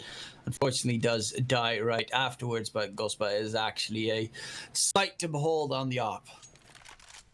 Definitely a young talent to be watching from the Ukrainian region, and that makes two now. Sensei as well on the AWP really has been developing from the CIS region, and perhaps these are some of the players who could be in the new breed of high-tier AWPers. Now, Kroman has so much time to work with, but that scope has given his position away, so he's just going to throw the AWP outside of the map, prevent it from being recovered by this Na'Vi Junior side, and instead try and make work with this SMG. Pushing up now short. He will look to aggress eventually, but I can't see him getting anything here. I don't know if you heard, but I had to close my window. There was a ice cream truck thingy driving past. Well, there we are. Ice cream for you, perhaps, but the round for Na'Vi Jr. as they hold out that crossfire and take a further lead in this series. 7-4 ahead at the moment then, as they really would like to press this CT lead even further. NORDAVIND are not going to be bringing any AWPs forward because they can't afford them, but neither really can the CT side. They don't want to waste the money following some reinvestment, and they'll look instead to deal early utility damage. But for now, mid-control has gone NORDAVIND's way. And that's where Kroman dropping the op off the map actually comes in, because it is a real problem for Na'Vi Jr. not putting Gospa on that op. But they're gonna, yeah, there's Gospa already falling to Kroman. A 1-for-1 trade so far. HS Onker peeks out wide, stuck in sandwich, and is gonna get taken down. Capaccio peeks out wide and will lose his life as well. It's going to be a 2-on-2, but HS is down to 11 HP. Tensky's going to be playing close connector. And does he know that both of them are coming from that angle? Bit is close range. Of course, if he's not careful, he can get sprayed through the wood. That would give away Topa's position. Oh, Topa. Oh, spots him out just too late. Could have actually gotten HS, and HS is going to peek up wide from CT. It seems the moment he crosses. Surely Topa now is destined for death. Crossfire set up against him, but he's found the first headshot. Flicked around. He's found a well-important clutch. 1 versus 2. That is a miracle to behold. NORDAVIND, they peek him one at a time and give him the isolated gunfights he's looking for. Na'Vi Jr. now doubling NORDAVIND's scoreline at the start of Mirage, and this is not what I was expecting whatsoever. That was an amazing turn of events. I can't believe that I mean, the second player, the fact that he found him second is very crucial, because of course he was very low, so you just need 1 bullet connection. But winning both the duels right there to turn it around, nicely done. Na'Vi Jr. on 8 all of a sudden. NORDAVIND, yes, CT side is their stronger side, but it's not like this is as big of an advantage as on Dust 2. Certainly not. And NORDAVIND really could be in trouble here from the mental perspective that they are going to lose control of this series. Capaccio getting 2 kills. It's such high impact from every individual as Hornka now finishes it off with the triple. Na'Vi Jr. only need 2 to defend the A bomb site, as that full buy from NORDAVIND is just dealt with immediately. Capacho punishing the Nordic players from pushing through the smoke, and Ornka doesn't need any utility to find these kills. They have no idea how to deal with him, and Na'Vi Jr. now are looking like a real threat with the potential to 2-0 this series. Yeah, this is getting into very dangerous territory. They're going to go for a small buy so that they have a full buy in the last round of the half. But if they hurry up, A side's pretty clear to take over. So if they just smoke off CT as well, they can get the bomb plant and disengage. But that Molly is going to hold it off. Plus that smoke, they're not going to push in behind it. They're going to go for their double, you know, wait a little bit and then do another re-smoke play. See if that one, yeah, this should be the actual push coming through. Damage is being dealt. Ornka on 55, but no kills yet found as Croman trying to aggress is cleaned up by Bit, and Ornka gets the late kill onto Harry. Capacho trying to deal damage through the smoke, but it's Ornka who finds the next kill and denies the plant to boot. HS will pick up Capacho through the smoke and should give himself some room to plant the bomb unless Bit decides to go aggressive on just 20 HP though. He probably won't make that call, and Tensky just defending his captain now with the Deagle. The flames will force HS away, but Tensky's found an important shot. He'd need 3 more crazy headshots you'd have to expect to close this out. Well, he does find a body shot onto Topa, but they got pretty much what they needed. Of course, they definitely needed the round, but they got the bomb plant at least, so that is going to be a full buy coming in for NORDAVIND. Are we finally going to see an op on the T side, or are they just going to stick? They're just going to stick with the 5 rifle comp. Been struggling throughout the entire first half, and it feels crazy to say it, but we're in the last round now, and NORDAVIND are desperate for their 5th on a map in which their opponents historically have had not much luck whatsoever. Now, they do have a full complement of utility and all the rifles to work with, but this T side has not been the easy ride NORDAVIND were hoping for, and their opportunities to come back into this series are dwindling by the minute. Capacho smokes himself up as the flames land at his feet, but NORDAVIND have yet to push through. Eventually, Harry, defended by a flash, can make his way out, but these mid players are currently cut off by utility. As long as Na'Vi Jr. can find the opening kills, that'll be key to this defense. Instead, they actually have to fall away and leave Capacho alone under balcony. He finds Harry somehow, who turns away at the wrong moment and gets HS as well. Bit can now chime out in the round, and while NATO Suffix replies for 1, Tensky is going to be left in a 1v4. Yeah, this is just complete disaster coming up for NORDAVIND. I mean, it is also not Harry's half. Look at that, 2, and 13. He has had only 2 kills in 15 rounds. That is not a stat you want to see, especially not after his heavy performance in the previous map. But they're going to swap sides, and hopefully their CT side will. I mean, they definitely need the pistol here. It looks so promising for NORDAVIND, because those streak of rounds they lost early on were because they lost that second round scenario, obviously, so they were waiting for their economy to recover. But when they got the guns out, they streaked around 3 together in a row. It looked absolutely perfect from their point of view, and then all of a sudden, these scrappy rounds, these clutch situations in which Na'Vi Jr. should have had no opportunity, just continued to go the way of the young Ukrainians, and now they find themselves just 5 away from a spot in the grand finals of this Malta Vibes Cup. They look to all explode out onto B, and currently it's only Harry here to defend. Well, this is the time where he has to turn up his aim and get his team a win. He's not gotten a single kill just yet. Does do a little bit of damage, but the bomb plant should come in, and it's going to be a full retake. They do have a smoke and a kit. At least they've got that going for them, but they have to walk through these close angles against pretty nasty Glocks.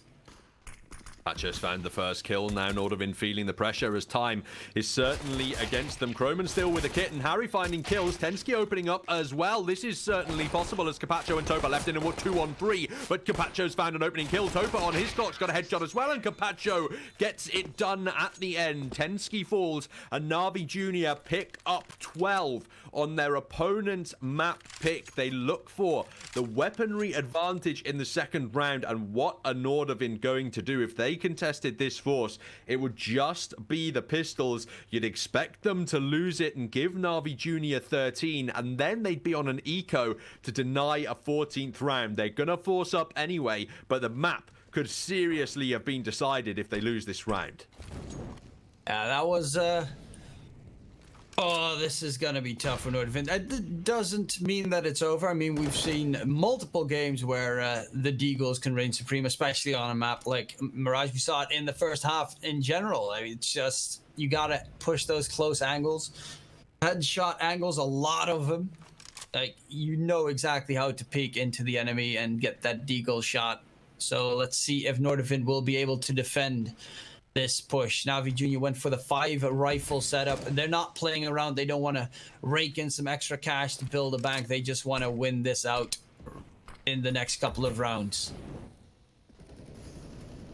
HS is going to be the first point of contact by the looks of things. Seem to be aware and ready to clear him out, because Padarov, he's at least going to fall in the early instance. It leaves it in a 4-on-4, but that bomb has been recovered by Ornka. As they look to move into the B bomb site, it will be Tensky and Harry to try and defend. Brilliant opening shots, and as you mentioned, the Deagles are starting to reign supreme now. The headshots found, but Topa cleans one back, leaving it in a 2-on-3. Damage dealt, but no kill yet found by Tensky, as instead it's Topa to find the next. Tensky gets one, and NATO with the headshot finds Carpaccio. NORDAVIND not out of things just yet, as they pick up that must-win round and give themselves room to maneuver on the CT side. Yeah, that is absolutely crucial. They shut down both of the short B pushers, so they only had to focus on the players left in apps, and then it was just, 4 Deagles pretty much against 2 rifles. The moment you peek, you see bullets flying all over the place, and it is pretty hard to push out without any backup from your teammates. With that, NORDAVIND, they have a glimmer of hope for the next couple of rounds.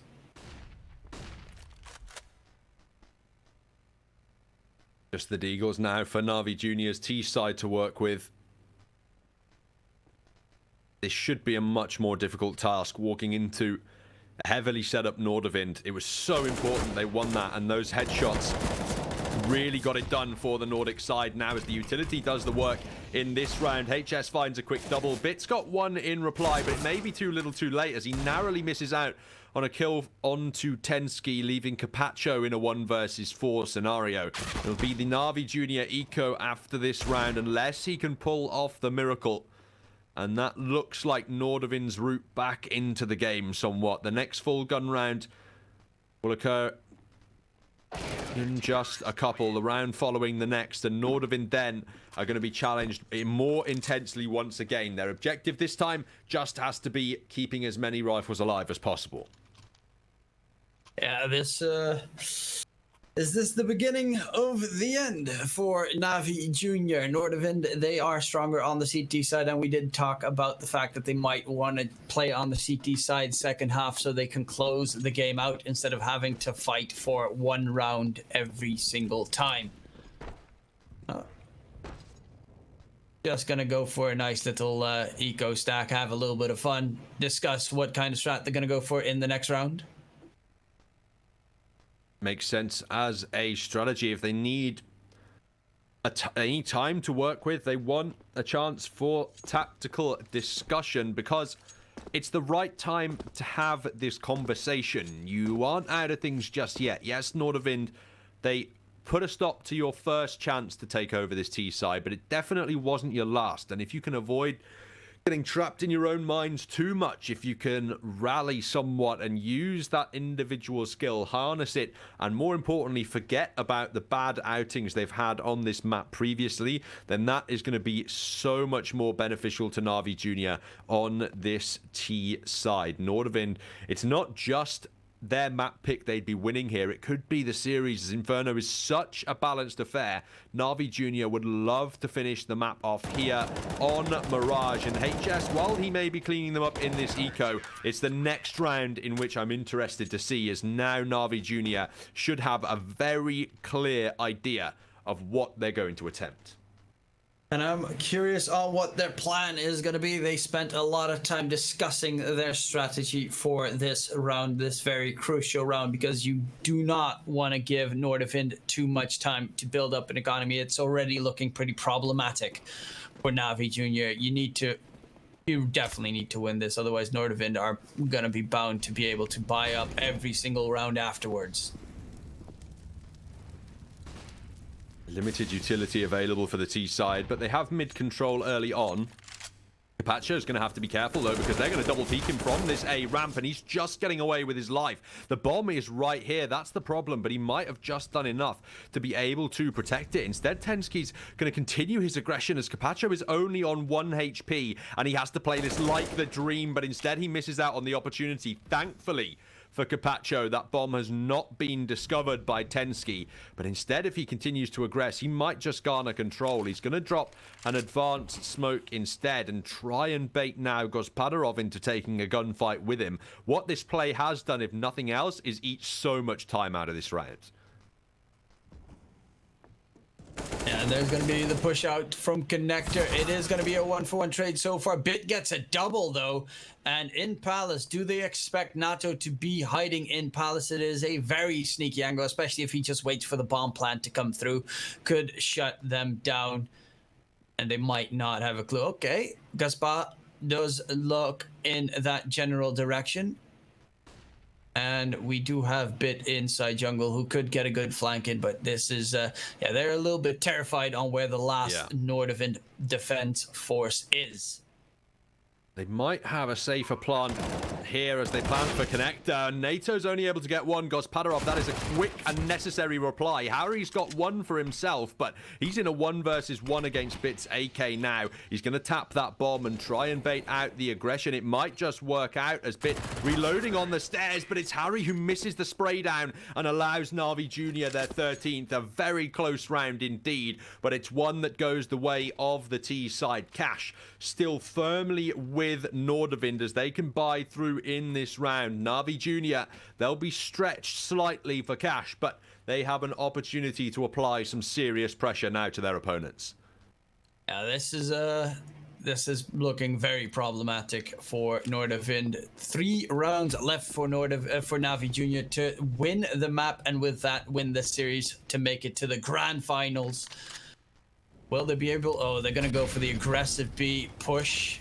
They have one player up front with the Macdown. He's rushing through, but he catches Harry trying to run away. Flashes rain through. He's completely blinded, and HS is going to get cleaned up by Topa. Perfect execute coming out from Navi Jr. Immediately, NORDAVIND. They know we've got no money left in the bank. We have to save these guns, and that's going to put them on 14-7. That is a big score that they have to overcome.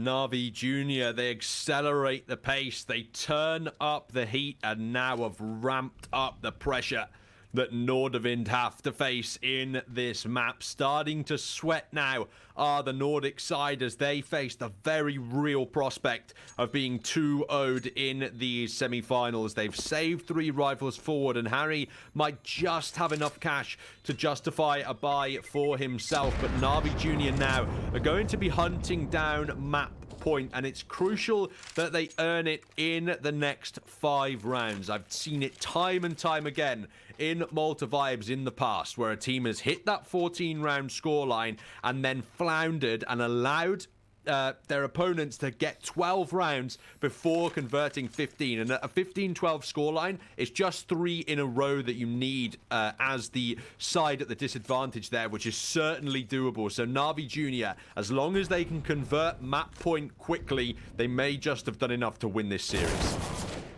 Oh, Chroma tries to get aggressive, but look at that. They were holding the angle with 2 Navi Jr. players. They're waiting for the aggression to come out from NORDAVIND. They know that they're desperate. They know that they're going to try some hero plays and then trying to shut them down. Tensky above the smoke, but he doesn't spot Carpaccio out in time. Carpaccio shuts him down, and the bomb is going to get planted. It's going to be a retake for NORDAVIND. 3 versus 5. They do have a flanker in Harry. But Harry, yeah, they know Topa is ready. This is going to be incredibly hard. They need to win this round. They can't let this one slide. but it is, oh, Harry winning the duel. Not even a bullet landing onto Harry, pushing forward. Time is ticking out though. They run through the smoke, jump up on top, and that is going to be the round secured. They're probably even going to lose everyone. Nato misses the shot, and 15-7. NORDAVIND on 8 map series points. Totally unexpected from Na'Vi Jr. I really did not think they had it in them to perform here on Mirage. As soon as it was as close and affair as it was over on Dust 2, I was expecting this to be a hard-fought 3-map series, but the young Ukrainians clearly trying to prove me wrong here. They've put in an amazing performance on Mirage and now need just one more to book themselves a spot in the finals and a chance to earn that $25,000 grand prize. NORDAVIND, they're not out of it just yet though, and they're going aggressive in the A ramp. Tensky's found the opening kill, but Gospodarov's here to punish. Kills go either way as Bit finds HS, but the bomb is dropped in the ramp, and NATO, if he can hold on, it could be enough for NORDAVIND to survive. Gospodarov is left alone in the 1 versus 3 scenario. His team still have money to work with, and he does have bomb control. Still chance in the round, but Na'Vi Jr., they've got a buy to bring forward next time regardless. It's just going to drop the op and play with the AK so that they will not secure themselves an op for the next round. You don't want to give them all the economic advantage to shut you down. Every little bit helps, Guspa, and it's also easier to try and win a 1v3 when you're playing with the AK than the op, because the reload time does take a little bit too long. But an off angle coming out does get spotted. Guspa, does he expect to play underneath? No, Tensky shuts him down, and that is a great round coming in from Tensky. A 4K for Tensky right there, and that is gonna boost him a little bit on the HLTV scores. All those kills necessary as well, highly impactful for that NORDAVIND side. They now can afford no more mistakes throughout the map. They'd need 7 in a row just to force overtime and stay alive here on Mirage. And Na'Vi Jr., they're going to be bringing the full weapons out again to try and win it in their favor. It's calculated apartments aggression from NORDAVIND in this round as they hold underpass and await any aggression. They will eventually start walking up those B stairs. Topa's positioned to deal with things. HS has found the timing on to Bit, however. The reply comes through from Na'Vi Jr., and Topa has to be careful. He does spot out the second player, but HS has found the second kill. Gospodarov so lucky to not get cleaned up at the end there, but Kroman has converted onto Topa. It is the man advantage in NORDAVIND's favor, and Capacho, desperate for that kill, will deploy the Molotov to try and find it as well. He's dropped down onto the A bomb site and drawn all of NORDAVIND in. He's finding more kills, but he has to stay alive for the plant from his teammate. Look at where the bomb is going, though. This is such a bait. This is such a nasty bait. He has the op in hand, and he has to defend the B bomb site. Will he be able? Is he going to go aggressive, or is he going to go defensive with that op? It is. Yeah, they're just going to wait for each other so that one can give the info to the other. But it's still pretty tough for NORDAVIND here to take the site. Oh. Long range fight. He knows where the last is. Oh, that was unfortunate from Gospodarov. So close to ending the game, but Harry, hands true. He's not been the best player so far, but he stands up when his team need him here on Mirage, gets that vital kill, and hopefully didn't just waste too much time picking up the kit. He should still have time to secure that defuse, and NORDAVIND haven't been eliminated yet. Live to fight another round. Oh no, Malta vibes. Not again. Not again. 6 more rounds. They saved the op as well. And yeah, they got themselves a pretty good buy here on NORDAVIND side, with Na'Vi Jr. probably going to just rush down a certain side. Gospodarov saving his money for the op. So he has all the utility and weaponry he needs. But it's not the total eco from Na'Vi Jr. They've got MAC-10s and upgraded pistols to work with. They're going to try for an orthodox play here, aggressing onto B short. HS is actually overwhelmed by Bit, who now has to dance around the tracers. as all of NORDAVIND are focused currently on Connector, it means Na'Vi Jr. can start to make their way out of the palace. Bit has found a second kill with this MAC-10, and now NORDAVIND are in some serious trouble. A site is completely under the control of Na'Vi Jr., and Croman has only just been able to reply with a kill of his own. NATO Safix overwhelmed, leaves a man advantage in Na'Vi Jr.'s favor. They have the plant, but the AWP was dropped just too far forward to be able to recover, so it's going to have to be unarmored pistols and a MAC-10 against two players trying to keep their side alive. You can't tell me that this is the round where NORDAVIND is going to actually lose it all. They have to peek in wide, one man, Croman, and the Dream. Can he make it happen? No, he cannot. Na'Vi Jr. secure a spot in the finals by taking down NORDAVIND, which is absolutely amazing. An incredible performance coming out from Na'Vi Jr. to shut down NORDAVIND on their map pick. Absolutely amazing.